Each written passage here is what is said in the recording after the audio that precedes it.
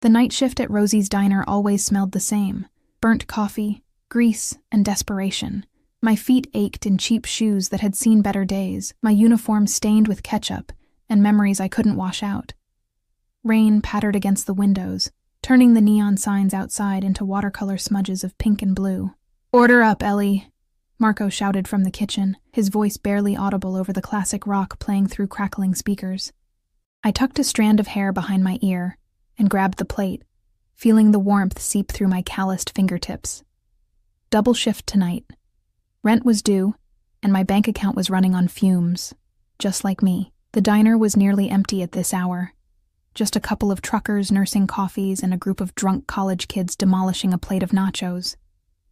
That's when the bell above the door jingled, and he shuffled in. An old man, clothes soaked through from the rain, his beard gray and unkempt. His eyes, though, they held something that made my chest tighten. They were pale blue, almost translucent, set deep in a weathered face.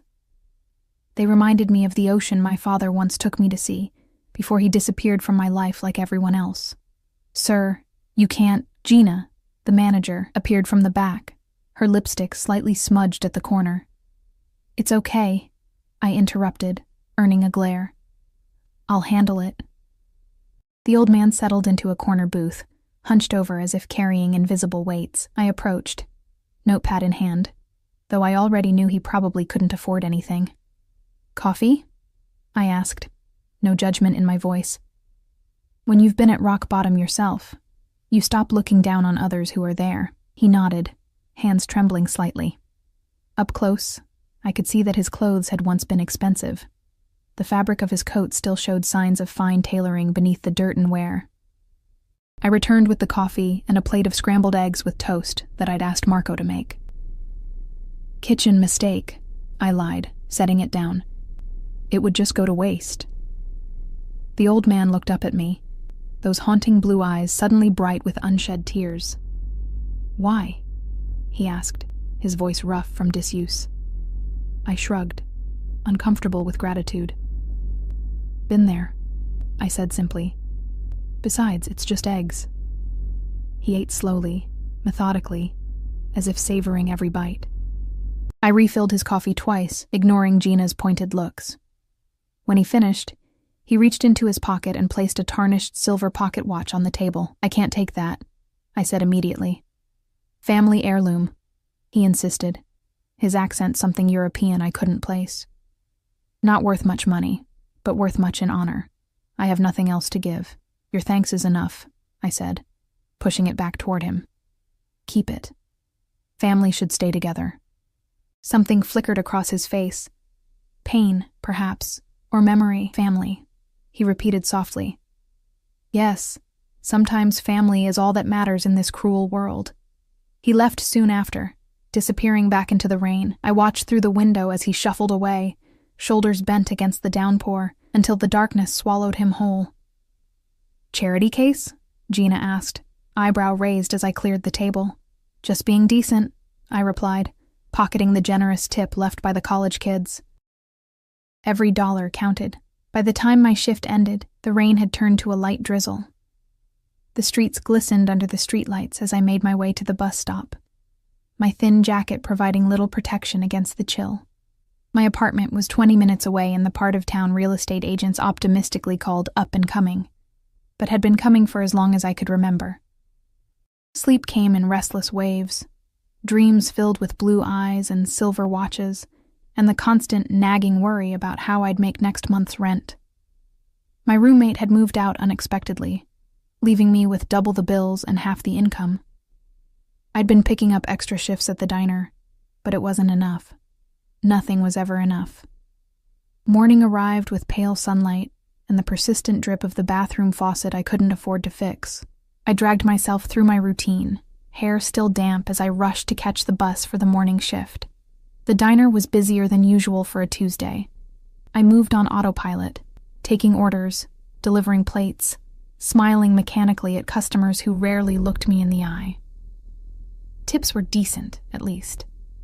Maybe I could put some aside for emergency savings, though emergencies had a way of finding me before the savings did. It was just after the lunch rush when the air in the diner seemed to shift. The bell chimed, and everyone stopped talking at once. The sudden silence made me turn from the coffee machine I was refilling. 3 men in dark suits stood at the entrance. 2 flanked the third like shadows, their eyes constantly scanning the room. But it was the man in the center who drew every gaze. Tall, broad-shouldered, immaculately dressed in a suit that cost more than I made in months. His hair was dark, swept back from a face that belonged on magazine covers, all sharp angles and perfect symmetry. But it was his eyes that made my breath catch, pale blue, translucent, like the old man's. He moved with the easy confidence of someone who owned not just the room, but the entire street outside. The air around him seemed charged, dangerous. He didn't look at the other patrons as he crossed the diner. He was looking directly at me. My hands trembled so badly I nearly dropped the coffee pot. I set it down quickly, wiping my palms on my apron. He stopped at the counter. Those eyes, those familiar eyes, assessing me with unnerving intensity. "Eleanor Williams?" His voice was deep, accented like the old man's, but smoother. Cultured. My mouth went dry. "How do you know my name?" The corner of his mouth twitched, not quite a smile. "My father described you perfectly." Father. The old man. The connection clicked into place, along with a creeping sense of unease. This wasn't a random visit. "Is he okay?" I asked, genuinely concerned. "Your father?" Something unreadable flickered across his face. "He is well. Better than he has been in some time." He studied me for a long, uncomfortable moment. "You fed him when he was hungry, showed him kindness when others showed him the door." I shrugged, uncomfortable with his intensity. "Anyone would have done the same." "No," he said with absolute certainty. "They would not. I've spent the past day discovering exactly how many establishments turned him away. You were the only one who showed compassion." The 2 men at his sides remained impassive, but their presence was suffocating. One had a barely concealed bulge under his jacket that could only be a gun. The realization sent ice through my veins. "I should get back to work," I said, reaching for the coffee pot again. His hand covered mine, stopping me. His skin was warm, his grip gentle but impossible to break. "My name is Alexander Volkov. I would like to thank you properly for your kindness." Volkov. The name registered dimly in my memory. Something I'd seen in the newspapers, heard whispered by customers. Nothing good. Nothing safe. "That's really not necessary," I said, trying to pull my hand away. He released me immediately, but I still felt the imprint of his touch like a brand. "Perhaps not necessary," he agreed, "but important to me. Family honor demands it." Before I could respond, Gina appeared from the back, her eyes wide with recognition and fear. "Mr. Volkov," she stammered. "What an honor. Is there anything at all I can do for you?" The change in her demeanor was jarring. Gina, who ruled the diner with an iron fist and never kowtowed to anyone, was practically bowing. Alexander barely glanced at her. "I'd like a private word with Ms. Williams." It wasn't a request. "Of course," Gina said quickly. "Take all the time you need. Ellie, use the office in the back." "I'm in the middle of a shift," I protested weakly. "Jenny can cover," Gina insisted, her eyes pleading with me not to argue. The walk to the cramped office felt like a march to execution. The 2 men stayed by the entrance, but Alexander followed close behind me, his presence overwhelming in the small space. When the door closed, leaving us alone, I couldn't help but take a step back. "You're afraid," he observed, no emotion in his voice. "Should I be?" I countered, surprised by my own boldness. That almost smile again. "Not of me. Never of me, Eleanor." "Ellie," I corrected automatically. "Only my mother called me Eleanor, and only when I was in trouble." "Ellie," he conceded. "My father was deeply moved by your kindness last night. He has been missing for 3 weeks. We had been searching for him without success." "Missing?" I frowned. "He needs help. Medical attention, maybe. He has all the care he requires now." Alexander interrupted. "My father suffers from episodes of dementia. He wandered away during a moment when his nurse was distracted. It was an unfortunate lapse that has been addressed. There was something chilling in his voice when he said, addressed. I didn't want to know what that meant. I'm glad he's safe, I said sincerely. Because of you. Alexander reached into his pocket and I tensed instinctively. He withdrew a small velvet box. This belongs to you now. When he opened it, I gasped. Inside was the old man's silver pocket watch, polished to a brilliant shine. I can't accept this, I said, just as I had told his father. You already refused it once. My father was most insistent that you have it. It is a matter of honor. It's a family heirloom, I argued. It should stay in your family. Alexander's eyes locked with mine, intense and unreadable. There are many ways for something, or someone, to become family, Ellie. The implications of his words, the way he said them, sent a shiver down my spine that wasn't entirely fear. There was danger here, but something else too, something that made my heart beat faster for reasons I didn't want to examine. I need to get back to work, I said, my voice barely above a whisper. Of course. He placed the box on the desk. But this conversation isn't over. I still owe you a debt, and I always pay my debts. As he reached for the door, I made a terrible, impulsive mistake. Your father, I blurted out. He said something about family being all that matters in a cruel world. He seemed sad. Alexander froze, his hand on the doorknob. The sudden tension in his shoulders was visible even through his perfectly tailored suit. When he turned back to me, his eyes had changed, harder, colder, and yet somehow burning with an emotion I couldn't name. My father lost much in his life, he said quietly. But what he has left, he protects. As do I. The words hung in the air between us. A promise and a warning all at once. He left without another word, the small velvet box still sitting on the desk like a time bomb. I sank into the chair, legs suddenly weak, heart hammering in my chest. Through the small window in the office door, I could see the diner returning to normal as Alexander and his men departed. But nothing felt normal anymore. I had the sudden, overwhelming certainty that my life had just changed irrevocably, all because I'd offered eggs and coffee to a lost old man. I picked up the box, ran my fingers over the soft velvet, and wondered what price I would ultimately pay for that simple act of kindness. I didn't open the watch box right away. It sat on my nightstand that night, a foreign object in my sparse apartment, drawing my gaze whenever I tried to look elsewhere. Sleep eluded me. Every time I closed my eyes, I saw Alexander Volkov's face, heard his voice, felt the phantom press of his hand on mine. The name had haunted me all day. After my shift, I ducked into the public library and searched online. What I found made my blood run cold. The Volkov family controlled much of the city's underworld, smuggling, protection rackets, high-end theft. Alexander had taken over 5 years ago when his older brother disappeared under mysterious circumstances. The few photos showed him at charity galas or exiting courthouses, always surrounded by security, always untouchable. And now, for reasons I couldn't comprehend, this man had singled me out. Because of a plate of eggs and some coffee, dawn broke with me still awake, the watchbox unopened. I had the early shift again. Moving mechanically through my routine, I tried to convince myself that yesterday had been the end of it. He'd fulfilled his obligation. Our paths wouldn't cross again. I was wrong. The sleek black car was waiting outside my apartment building. I nearly walked past it until the back window lowered, and those pale blue eyes found mine. "Ms. Williams," Alexander said, his voice carrying easily across the sidewalk. "A moment of your time." It wasn't a request, but neither did he attempt to force me.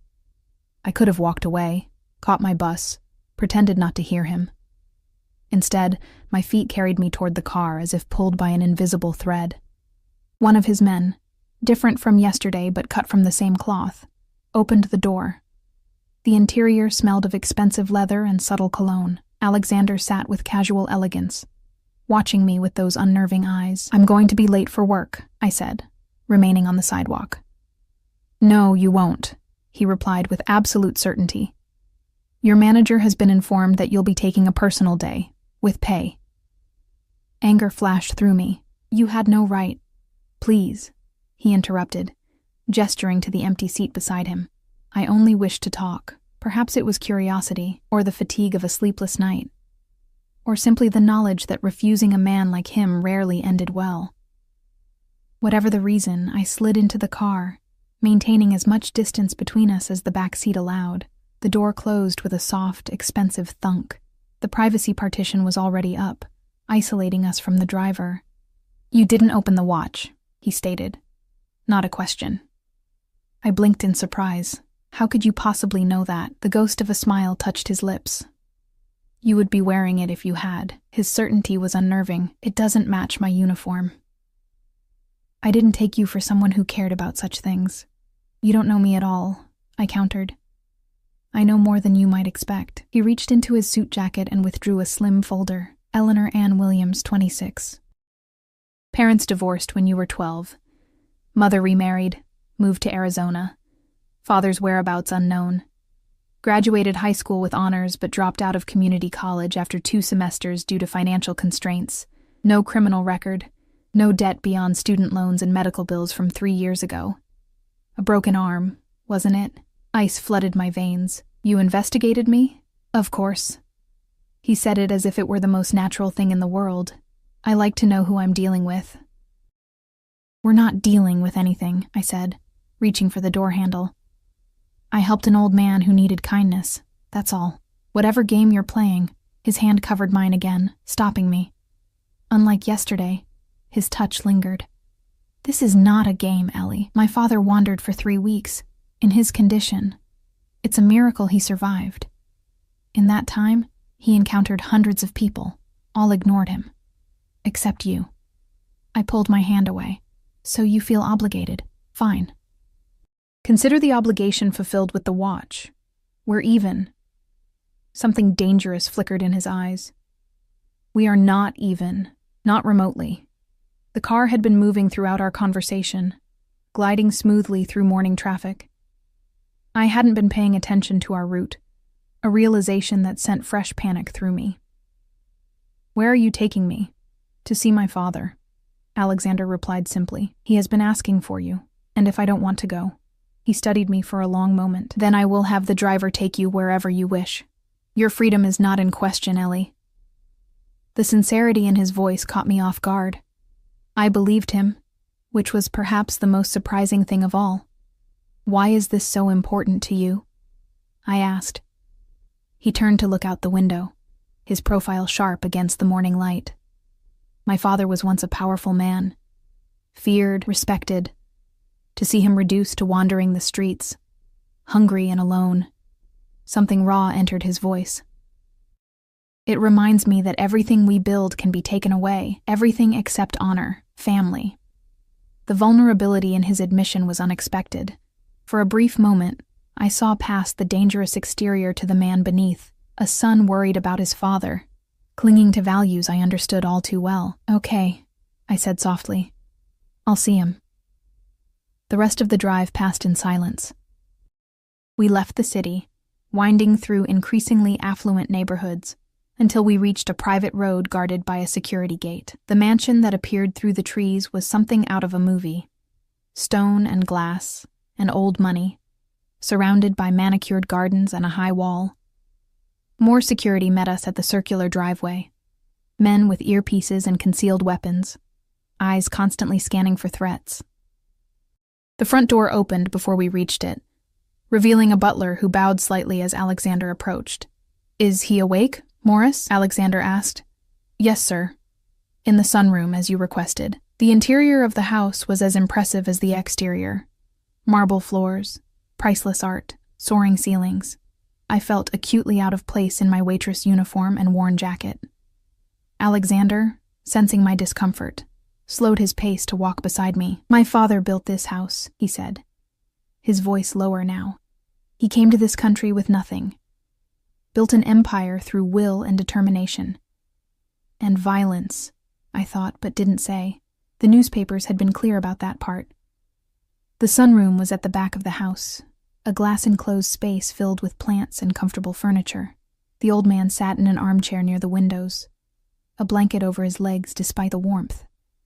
He looked different, clean-shaven, hair trimmed, dressed in silk pajamas and a robe. but those eyes were unmistakable, lighting up when they landed on me. "The kind angel," he said, his voice stronger than it had been at the diner. "You came." "Hello, sir," I replied, suddenly shy. "Nikolai," he corrected. "You will call me Nikolai, yes? Come, sit." He patted the chair beside him. I glanced at Alexander, who nodded almost imperceptibly. As I moved to take the offered seat, a nurse discreetly exited the room, leaving us alone with the old man. "You still do not wear the watch," Nikolai observed, his eyes twinkling. I didn't open the box yet," I admitted. He chuckled. "Cautious. Good. In this family, caution serves well." He reached over to pat my hand. "But some gifts are just gifts, my dear." "It's too valuable," I said. "I only gave you eggs and coffee." "No." His expression turned serious. "You gave dignity, respect. These have no price." He looked up at his son, who stood watching us, his expression unreadable. "Isn't that right, Alec?" "Yes, father." Alexander replied softly. Nikolai turned back to me. "My son says you have no family here, that you struggle alone." The bluntness of his observation made me uncomfortable. "I manage." "To survive is not to live," Nikolai said with surprising wisdom. "I know this. I survived many things before I learned to truly live." His gaze turned distant. The camps. The war. The years after, when hunger was constant companion. I hadn't expected this, the humanity behind the feared name. History lived in the lines of his face, in those pale eyes that had seen too much. "Life is short," he continued, squeezing my hand. "Too short for pride to keep us from kindness offered. You understand?" I nodded, though I wasn't entirely sure what kindness he was referring to. "Good." He smiled, satisfied. "Now, you will have breakfast with us." Real breakfast, not diner food. My Alec makes excellent blini, just like his mother taught him. Alexander actually looked embarrassed, a transformation so surprising I nearly laughed. "Father, I'm sure Ellie has other plans." "No plans," Nikolai waved dismissively. "Only work, work, work.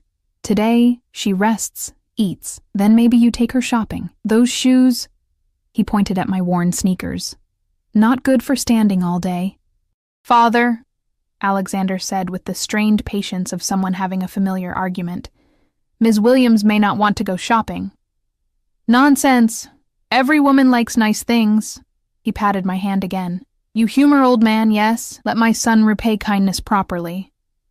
I was trapped between the earnest insistence of the father and the intense gaze of the son. I really can't accept." "You can," Nikolai said firmly, "and you will. For me." His expression turned pleading. "Please, let me feel I have honored a debt." How could I refuse him? This old man who had survived wars and camps and God knew what else, looking at me with those eyes so like his son's. "All right," I conceded. "Breakfast." "And shopping," he pressed. I sighed. "And shopping." Nikolai beamed in triumph. "Good. You see, Alec? Not so difficult. Something passed between father and son. A look heavy with meaning I couldn't decipher." Alexander inclined his head slightly, then extended his hand to me. "Shall we give the cook our order?" he asked. Breakfast was served on the terrace, delicate crepes filled with cheese and topped with fruit, strong coffee in fine china cups, freshly squeezed orange juice. Nikolai regaled us with stories of the old country, carefully edited, I suspected, for my benefit. There was no mention of criminal enterprises or violence, only tales of family traditions and the difficulties of adapting to a new culture. Alexander said little, but his eyes rarely left me. When he did speak, it was with a quiet authority that even his father respected. The dynamic between them was fascinating. Mutual respect layered over obvious love, complicated by the reversal of care that came with Nikolai's declining health. After breakfast, Nikolai claimed fatigue and excused himself, but not before extracting promises from both of us that I would return soon. The nurse reappeared to escort him back to his room, leaving me alone with Alexander once more. "Your father is—" "Not what I expected," I said carefully as we walked back through the house. Few people see him as you do, Alexander replied, as he truly is. And you? I dared to ask. Are you what the newspapers say? He stopped walking, turning to face me fully. What do you think, Ellie? His proximity was overwhelming, the subtle scent of his cologne, the warmth radiating from his body. Those eyes that seemed to see straight through my defenses. I swallowed hard. I think there's more to you than what they write. Something softened in his expression. Good answer. We continued to the front of the house where the car waited. Before I could step outside, Alexander touched my arm gently. My father is right about one thing, he said. You should allow me to repay your kindness properly. The watch is from my father, he interrupted. I would like to offer something from myself. The intensity of his gaze made my heart race. What did you have in mind? Let me help you, he said simply. Your financial situation, your living conditions, the medical bills from your broken arm. I stiffened. I don't need charity. Not charity, he corrected. Investment. In what? His eyes held mine. In potential. In someone who showed kindness when it wasn't expected or required. That quality is rare, Ellie, valuable. And what would you expect in return for this investment? I asked warily. Alexander smiled, a real smile that transformed his face into something dangerously beautiful. For now, simply the pleasure of your company now and then. My father enjoys you, and he has few pleasures left. The careful phrasing, for now, wasn't lost on me. There was more to this offer than he was saying. I need to think about it, I said. He nodded, unsurprised. Of course. Take all the time you need. He reached into his pocket and withdrew a business card, plain white with just a phone number embossed in silver. When you're ready to discuss further. As I took the card, our fingers brushed. The contact sent a current through me that had nothing to do with fear and everything to do with a dangerous attraction I didn't want to acknowledge. The driver will take you wherever you wish, Alexander said, stepping back. Your job remains secure, regardless of your decision. The implication that he had influence over my continued employment at the diner wasn't subtle. A reminder of his power, wrapped in the veneer of reassurance. Thank you for breakfast, I said formally. And please thank your father for me. You could thank him yourself, Alexander suggested, if you return. The invitation hung between us, weighted with possibilities I couldn't yet decipher. Goodbye, Mr. Volkov, I said, turning toward the car. Until next time, Ellie, he replied, confident there would be a next time. As the car pulled away, I watched him through the rear window, a solitary figure framed by the imposing doorway of his fortress home.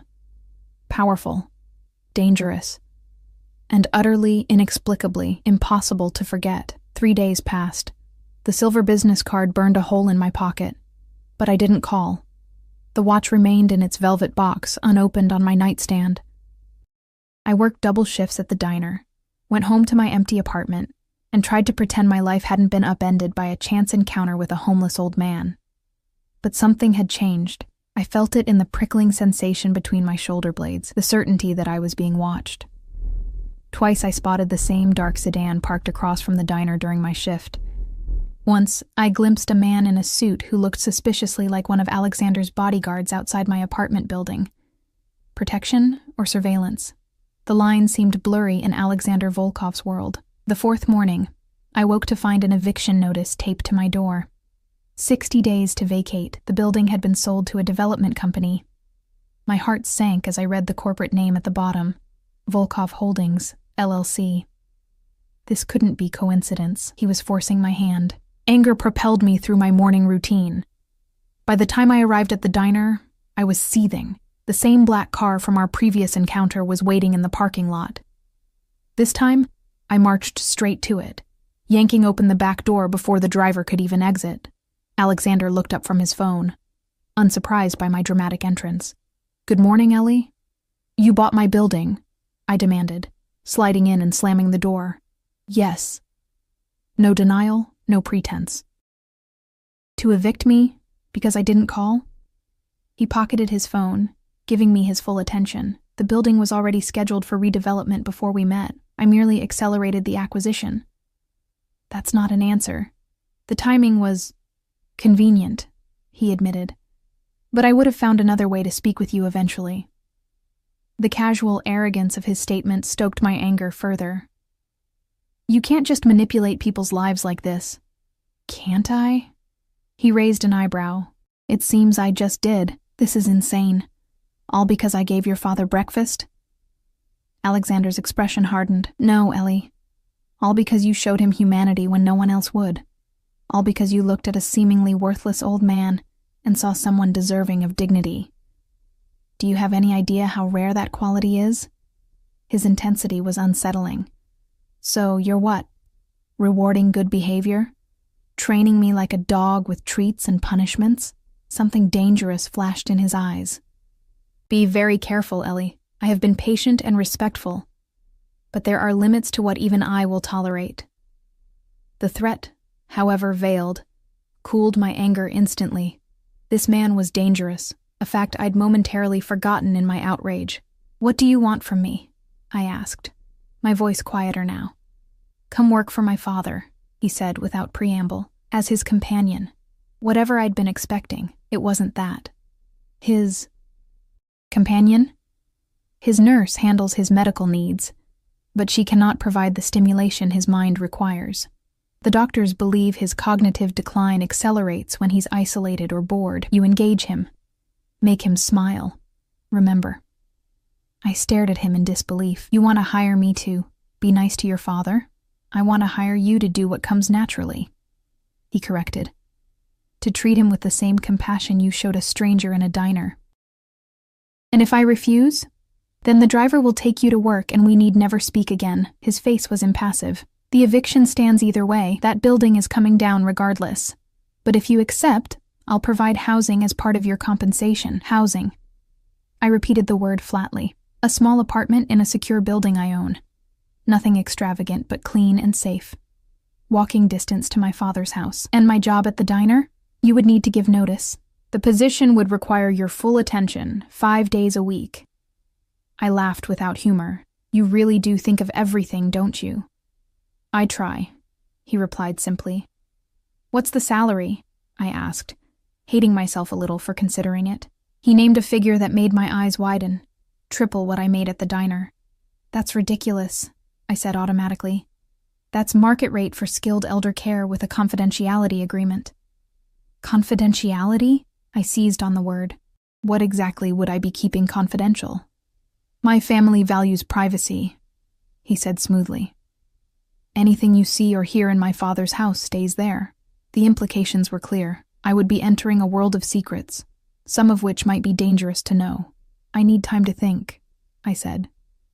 You have until tomorrow morning, he replied. My father's condition doesn't allow for prolonged deliberation. I reached for the door handle, then paused. The watch. What does it mean? Alexander's expression gave nothing away. It belonged to my grandfather, a gift from my grandmother before the war separated them. He kept it through the camps, the hunger, the march west. It was the only thing of value he brought to this country. Then why give it away? To a stranger? His eyes held mine.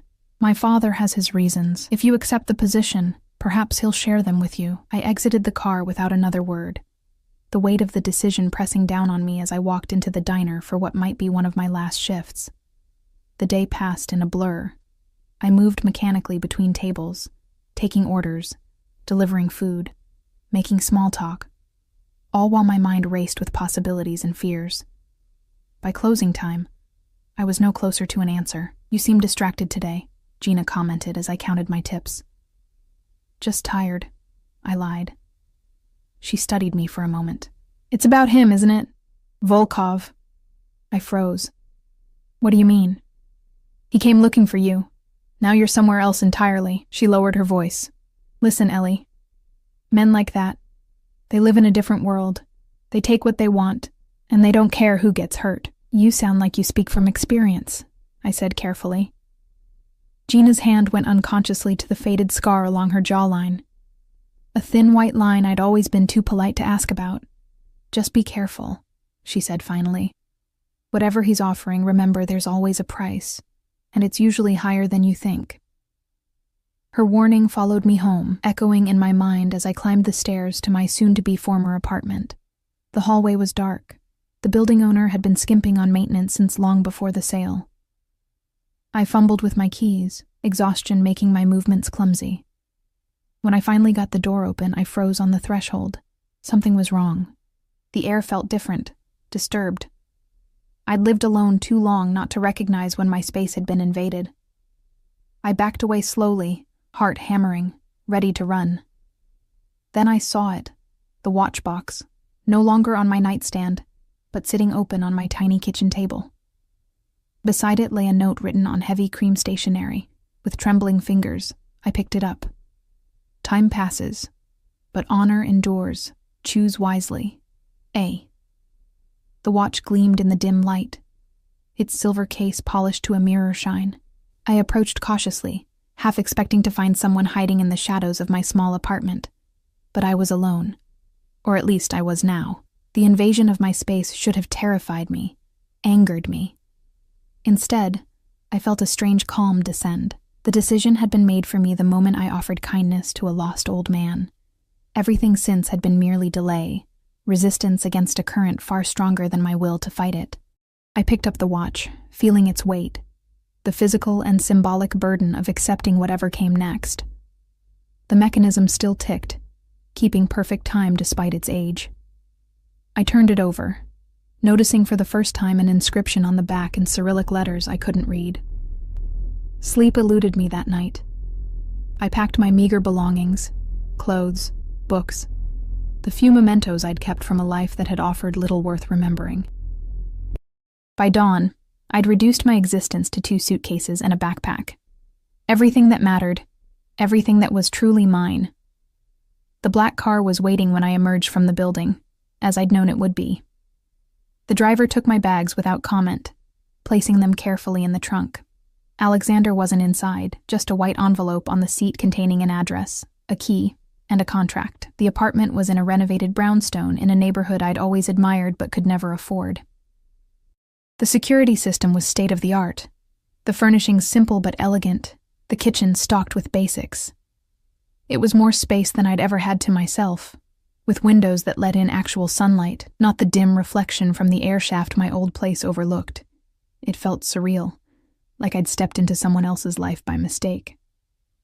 I unpacked slowly, arranging my few possessions, trying to make the space feel like mine.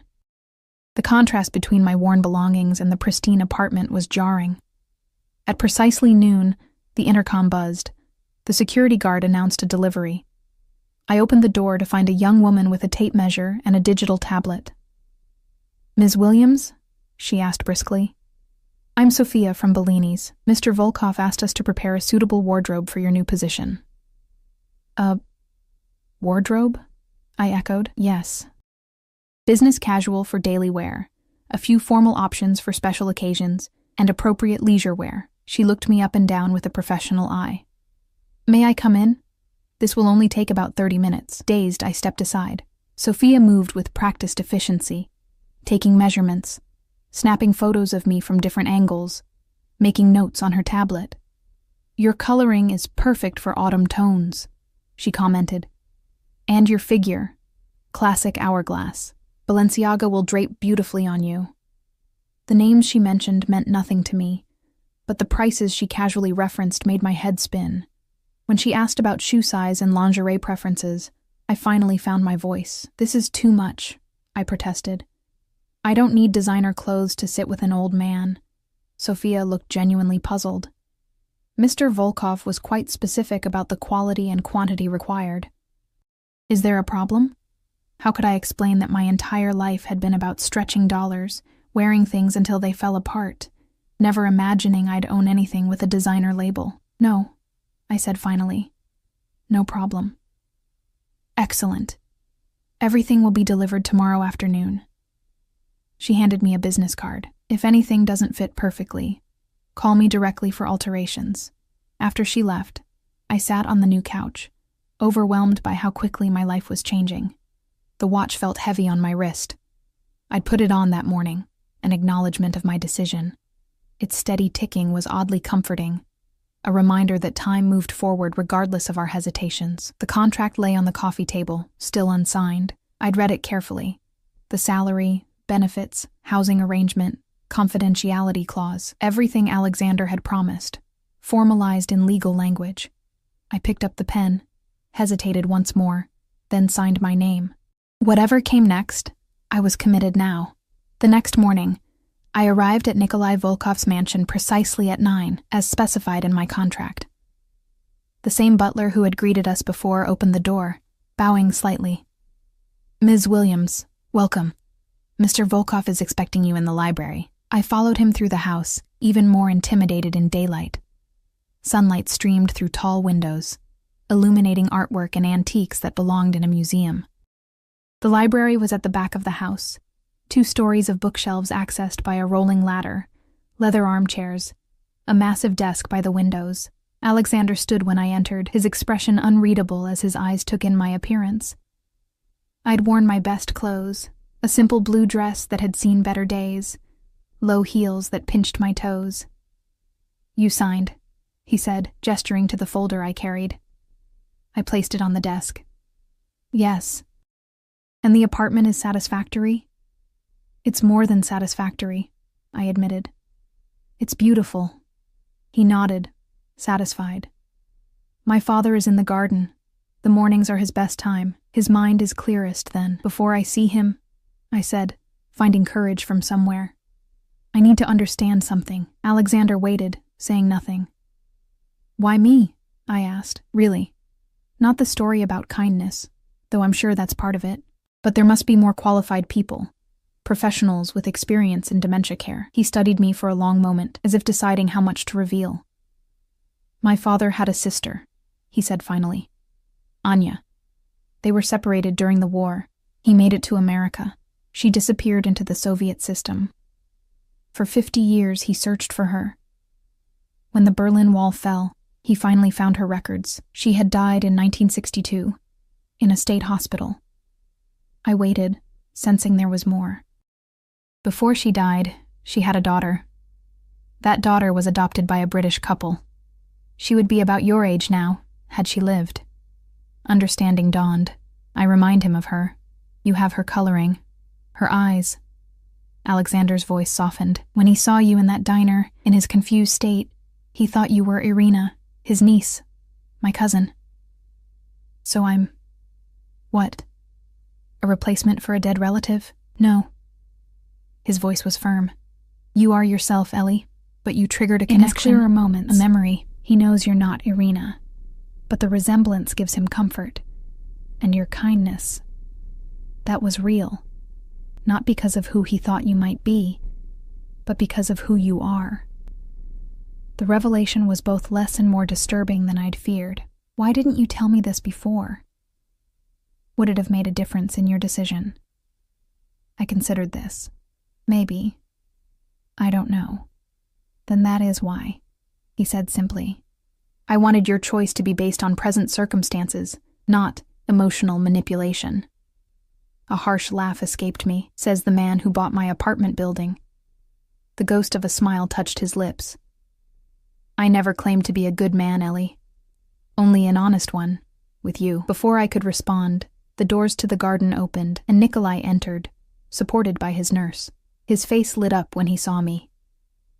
"Ah, the angel returns," he exclaimed, his accent thicker than I remembered. "And wearing my watch. Good, good." The nurse helped him to a leather armchair near the fireplace, arranging a throw over his legs despite the room's warmth. "You'll stay for lunch, yes?" Nikolai asked, looking between Alexander and me. "Both of you. It's been too long since we had a proper family meal." The word family hung in the air, loaded with meaning after what Alexander had just revealed. I glanced at him, uncertain how to respond.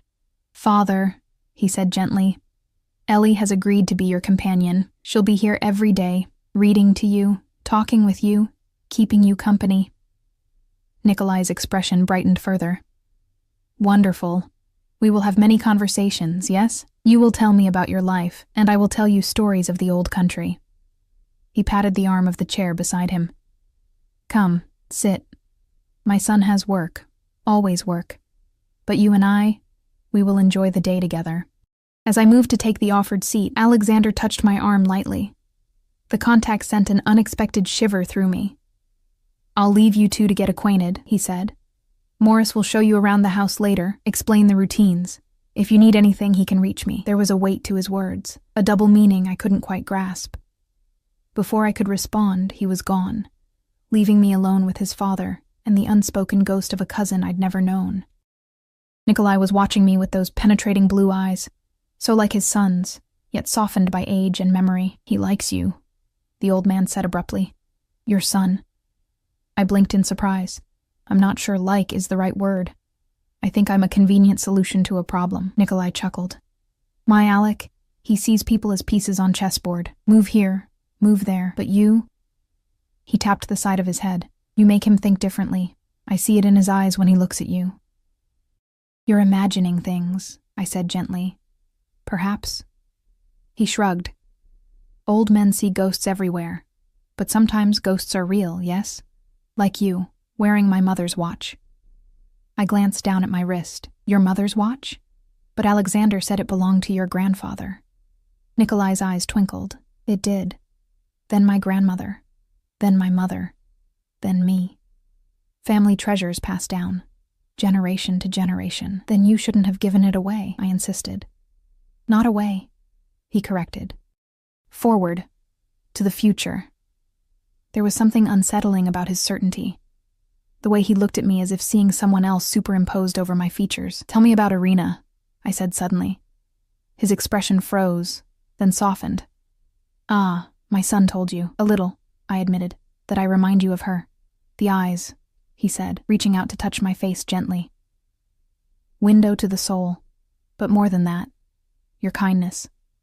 Irina was kind, even as small child. Reports said so." "Reports?" Sadness filled his expression. "I never met her. Only found school reports, medical records, pictures." He withdrew his hand.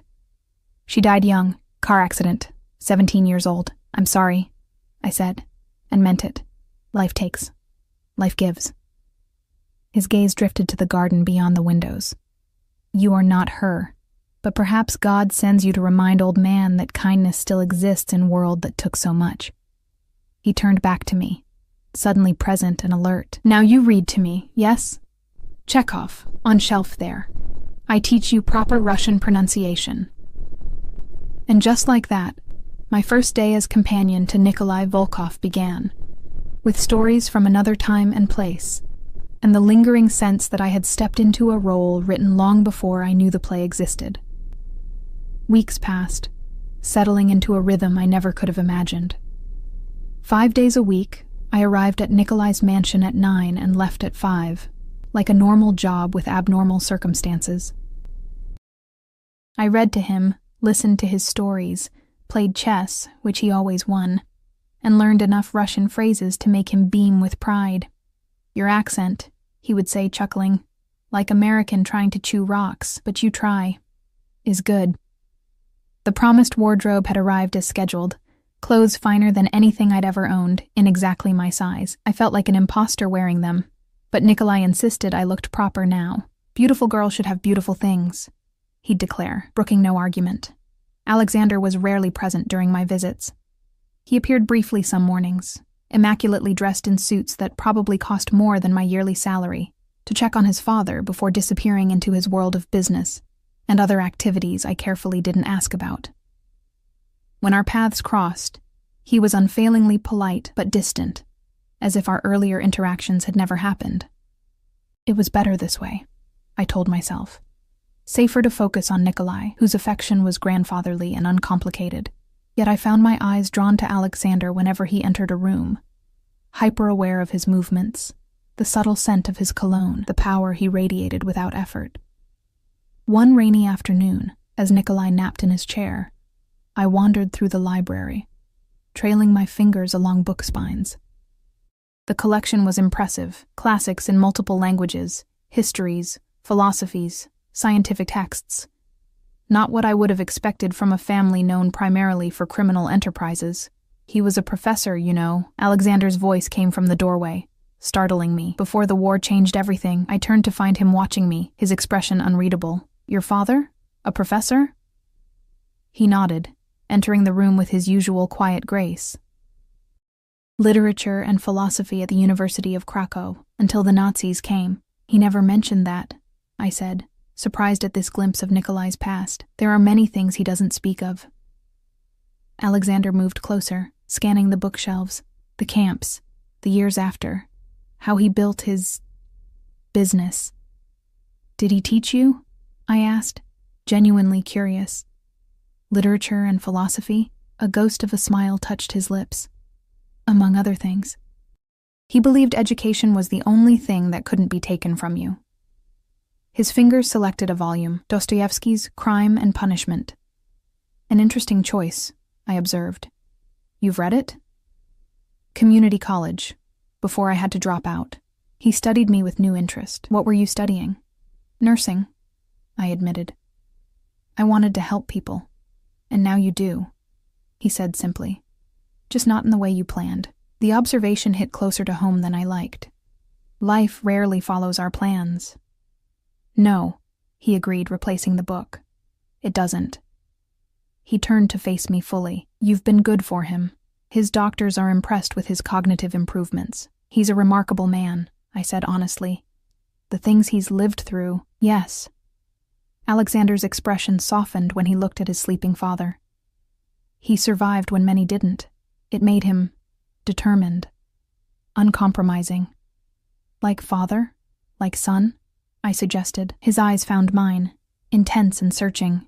In some ways, not all. The air between us seemed to thicken, charged with something I wasn't ready to name. I looked away first. Will you join us for dinner tonight? He asked unexpectedly. My father would enjoy it. I shouldn't, I stammered. It's not part of my duties. Consider it a request, not an obligation. His voice was softer now. Unless you have other plans? We both knew I didn't. My life outside this house had narrowed to my apartment and occasional grocery shopping. The diner felt like a distant memory. All right, I conceded. Thank you. He nodded, satisfied. 7 o'clock. Nothing formal. After he left, I stood motionless, heart racing inexplicably. It was just dinner, I told myself, with my employer and his father. Nothing more. I returned to my apartment at 5 to shower and change, unsure what nothing formal meant in a household where casual didn't seem to exist. I settled on a simple navy dress from my new wardrobe, modest yet elegant. The evening was unexpectedly pleasant. Nikolai, energized by having both of us at his table, regaled us with stories of his youth, carefully edited, I suspected, to exclude the darker chapters. Alexander was more relaxed than I'd ever seen him, occasionally interjecting with gentle corrections when his father's memory faltered. She reminds me of your mother, Nikolai declared suddenly, gesturing toward me with his wine glass. The same quiet strength, yes? Alexander's expression tightened almost imperceptibly. Perhaps, he replied noncommittally. What happened to your mother? I asked before thinking better of it. A heavy silence fell. Nikolai looked down at his plate, suddenly fascinated by his food. It was Alexander who answered, his voice carefully neutral. She died when I was 14, cancer. I'm sorry, I said, immediately regretting the question. It was a long time ago, he replied, but the warmth had gone from his voice. The remainder of dinner passed with safer topics. When Nikolai began to tire, a nurse appeared to help him to his room. He kissed my cheek before leaving, a grandfatherly gesture that had become his habit. You come tomorrow, he asked, as he did every evening. Of course, I assured him. When we were alone, Alexander offered me a glass of brandy in the study. I accepted, though I rarely drank. The room was masculine and imposing. Dark wood, leather furniture, hunting trophies on the walls. My brother's additions, Alexander noted, following my gaze to a mounted stag's head. Victor had a passion for blood sports. The past tense wasn't lost on me. Viktor Volkov's disappearance had been mentioned in the articles I'd read, usually with implications that Alexander had arranged it. You don't share his passions? I asked carefully. I prefer my conquests metaphorical. He handed me a crystal tumbler, our fingers brushing momentarily. and I've never understood the appeal of killing for pleasure. The statement seemed at odds with his reputation, but I was learning that little about the Volkovs aligned with public perception. "Tell me, Ellie," he said, settling into an armchair opposite mine. "Are you happy here?" The question caught me off guard. Yes. Your father is wonderful company, and the work is rewarding. That's not what I asked. His directness was disarming. I don't know what happiness is supposed to feel like, I admitted, but I'm not unhappy. A careful answer. He studied me over the rim of his glass. Do you miss your old life? Parts of it, I said honestly. The simplicity, the anonymity. And what do you enjoy about this new life? I considered the question. Security, I suppose. Not worrying about rent or bills. And your father? I genuinely care for him. Alexander nodded slowly. But you feel trapped sometimes, like a bird in a gilded cage. His perception was uncanny. Sometimes, I acknowledged. What would make you feel free, Ellie? The brandy had warmed my blood, loosening my tongue. Choice. Agency. Knowing I'm here because I want to be, not because circumstances forced me. You had a choice, he reminded me. You could have walked away. Could I? I challenged. Really? His eyes held mine. Yes, and you still can, any day you choose. Your contract has a generous severance clause. You would want for nothing for at least a year. The revelation surprised me. I had signed the contract quickly, focused on the salary and housing, not the exit terms. Why are you telling me this? I asked. Because I want you to stay, he said simply. But not as a prisoner, as a willing participant in whatever this becomes. The air between us charged again, this time unmistakably. And what is this becoming, Alexander? He set down his glass and leaned forward, his gaze intense. Something neither of us expected, I think. My heart thundered in my chest. Your father hired me to be his companion, not yours. My father sees more clearly than we give him credit for, Alexander replied softly. Even in his confusion, I stood abruptly, needing distance. I should go. It's getting late. He rose as well, not crowding me, but not retreating either. My driver will take you home. I can walk. It's not far. It's late and it's dark. His tone brooked no argument. The driver will take you. I nodded, conceding this small point. As we walked to the foyer, he kept a respectful distance, but I felt his presence like a physical force at my back. At the door, he took my hand unexpectedly, raising it to his lips in an old-world gesture that should have seemed affected, but somehow didn't. Thank you for joining us tonight, he said formally. It meant a great deal to my father. And to you? The question slipped out before I could stop it. His eyes met mine, and for once I could read the emotion in them clearly. More than I can say, Ellie. Much more than I can say. That night, I dreamed of pale blue eyes and gentle hands. I woke tangled in sheets, my heart racing, the line between employer and something more dangerously blurred. I told myself it was foolish. This attraction to a man whose world operated by rules I could barely comprehend. Yet when I arrived at the mansion the next morning, I couldn't meet Alexander's gaze without remembering the intensity in his eyes, the gentle press of his lips against my hand. Thankfully, he left shortly after I arrived, called away on business that required his immediate attention. Nikolai noticed my distraction, but attributed it to tiredness. You work too hard, he insisted. Today we do something different, something fun. Fun turned out to be looking through old family photographs, albums carefully preserved through war, displacement, and reinvention. Nikolai's face lit up as he showed me sepia-toned images of his parents, his childhood in Europe, his sister Anya as a little girl with ribbons in her hair. She was brightest of us all, he said sadly. Should have been the one to survive. Then came pictures of Nikolai as a young man with his wife, a stunning dark-haired woman with Alexander's intense gaze. Baby pictures of Victor and Alexander, growing into solemn-faced boys, then teenagers. Alec was always serious one, Nikolai said fondly. Even as child, he carried weight of world on shoulders. I paused at a photo of Alexander around 17, tall and lanky, standing protectively beside his father. When was this taken? After Victor left for university. Nikolai's expression clouded. Difficult time. My wife gone. Eldest son rebelling. Business competitors thinking I was vulnerable. He tapped the photo. But Alec, he stayed. Learned. Became right hand when others thought he was too young, too soft. And Victor? I asked carefully. Nikolai's face hardened. Made choices. Bad choices. Betrayed family. He closed the photo album abruptly, signaling the end of that conversation. But the image of young Alexander stayed with me. Those familiar eyes already carrying burdens no teenager should bear. Days passed. Alexander remained scarce, his absence conspicuous after our dinner together. When he did appear, it was brief and formal, with none of the warmth or intimacy he'd shown that night. I told myself it was for the best, even as disappointment settled like a stone in my chest. One morning, a week after the dinner, I arrived to find the house in unusual disarray. Security had been doubled, men with earpieces patrolling the grounds. Morris met me at the door with obvious relief. "Thank goodness you're here, Ms. Williams. Mr. Volkov has been asking for you. Is something wrong?" I asked, alarmed by the butler's tense expression. "It's not my place to say," he replied diplomatically, "but Mr. Nikolai is quite agitated.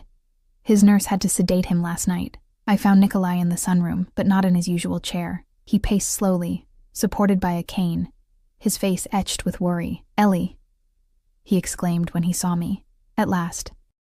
"Tell me, have you seen Alec?" "Not since yesterday morning," I replied, concerned by his obvious distress. "What's happened?" He gestured vaguely. "Business problems. Dangerous people. Alec went to meeting last night, was supposed to return by midnight." His voice cracked. No word since.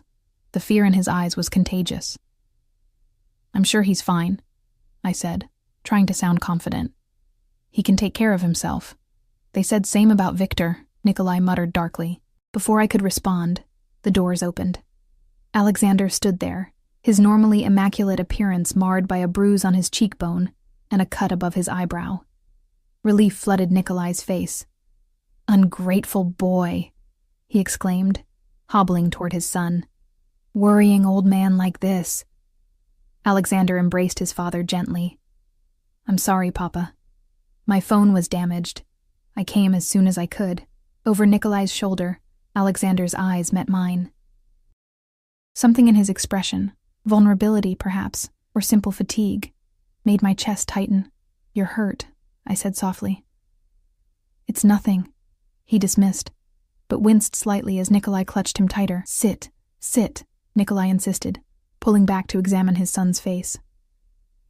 "Ellie will clean cuts. I will have Morris bring tea." Before either of us could object, Nikolai was calling for the butler, leaving Alexander and me in uncomfortable silence. I gestured to the nearest chair. "You should sit," I suggested. "I'll get the first aid kit." "It's not necessary," he began. "It is," I interrupted firmly.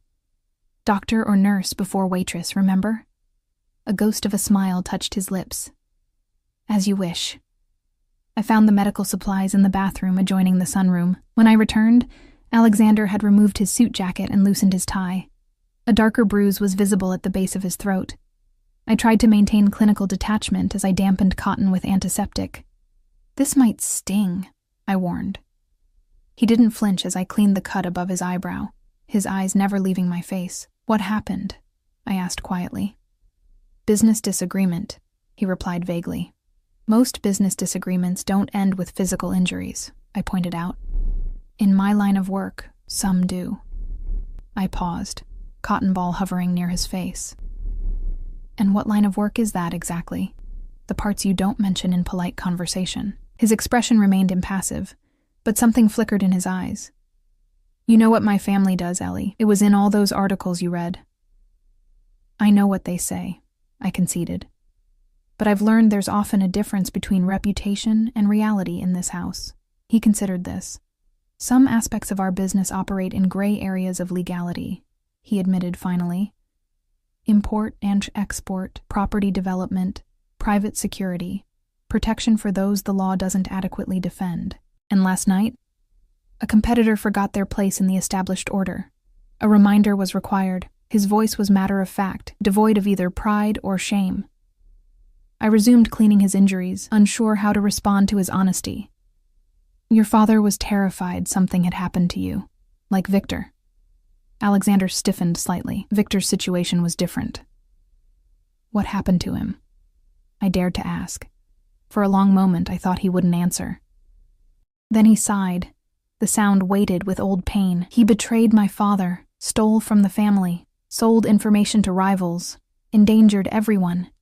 In our world, such actions traditionally have fatal consequences. I swallowed hard. Did you? No, Alexander said firmly. I gave him a choice. Face our father and accept punishment or disappear completely. Never contact us. Never return. He chose exile. You showed mercy, I observed. I showed weakness according to some, but I couldn't. He closed his eyes briefly. He was still my brother. The vulnerability in his admission moved me. I finished tending his visible injuries, hyper-aware of our proximity, the warmth radiating from him. Are you hurt anywhere else? I asked, trying to maintain professionalism. Some bruised ribs, he admitted. Nothing broken. Without thinking, I placed my palm gently against his chest, as if I could somehow sense the damage beneath his shirt. His hand covered mine, holding it against his heartbeat. I'm fine, Ellie, he said softly. Really? This time, I replied, unable to mask my concern. His eyes searched mine. Does it matter to you? If I'm hurt? Of course it matters, I whispered, honesty breaking through my careful defenses. You matter. The air between us charged with unspoken feelings. Slowly, giving me every chance to pull away, Alexander leaned forward. His lips touched mine, gentle and questioning. I knew I should stop this. Maintain professional boundaries. Remember all the reasons this was a terrible idea. Instead, I kissed him back. His hand moved to cradle my face, the kiss deepening with restrained passion. When we finally broke apart, I was breathless, my heart pounding against my ribs. I've wanted to do that since I first saw you, he admitted, his thumb tracing my cheekbone. This is a mistake, I whispered, even as I leaned into his touch. Perhaps, he agreed, but it's one I'd make again. The sound of approaching footsteps forced us apart seconds before Morris entered with tea.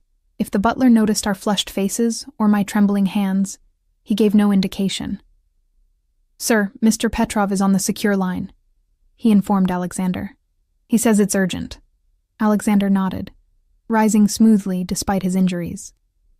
I'll take it in my office. He glanced at me, his expression softening. We'll continue our conversation later. It was both statement and question. I nodded, unable to trust my voice. After he left, I busied myself preparing tea for Nikolai. Trying to process what had just happened, the old man returned shortly, settled into his usual chair, and regarded me with knowing eyes. So, he said simply, it begins. What begins? I asked, though I suspected I knew. He smiled, tapping the watch on my wrist. The future, as it should be. My son, he accepted the tea I offered. He needs someone who sees him. Not the name, not the power or money, the man. It's complicated, I said weakly. Life is complicated, he agreed. Love, even more so, but necessary, yes? Like air, like water. The word love hung in the air between us. Was that what this was? This pull toward Alexander that defied logic and self-preservation? 3 weeks later, I had my answer. I stood at the window of Alexander's penthouse, watching the city lights sparkle below. His arms encircled me from behind, his chin resting on my head. We had barely been apart since that first kiss, discovering in each other something neither had expected to find. What are you thinking? He murmured against my hair. That I never imagined my life taking this turn, I admitted. All because I fed a homeless old man. He chuckled, turning me to face him. My father claims it was destiny. And what do you think? Alexander's eyes, those pale blue eyes that had captivated me from the start, held mine with genuine emotion. I think I found something I didn't know I was searching for. Someone who sees past the name, the reputation, the power, to the man beneath. I see you, I whispered. The good and the not so good, and yet you're still here. I am. I touched his face, tracing the fading bruise on his cheekbone. By choice, not circumstance. He caught my hand, kissed my palm. The silver watch on my wrist caught the light, my link to a past I hadn't lived and a future I was choosing to embrace. I love you, Ellie, Alexander said simply, with everything I am, everything I have been, everything I might become. I love you too, I replied, the truth of it settling into my bones like coming home after a long journey. All of you. The man behind the name, the son who protected his father, the brother who chose mercy. As his lips found mine again, I knew there would be challenges ahead. His world would never be completely safe or simple. There would always be competitors, threats, dangerous meetings, but there would also be this, moments of perfect understanding between two people who had found each other against impossible odds. All because I had offered kindness to a lost old man on a rainy night, never imagining that simple act would lead me home.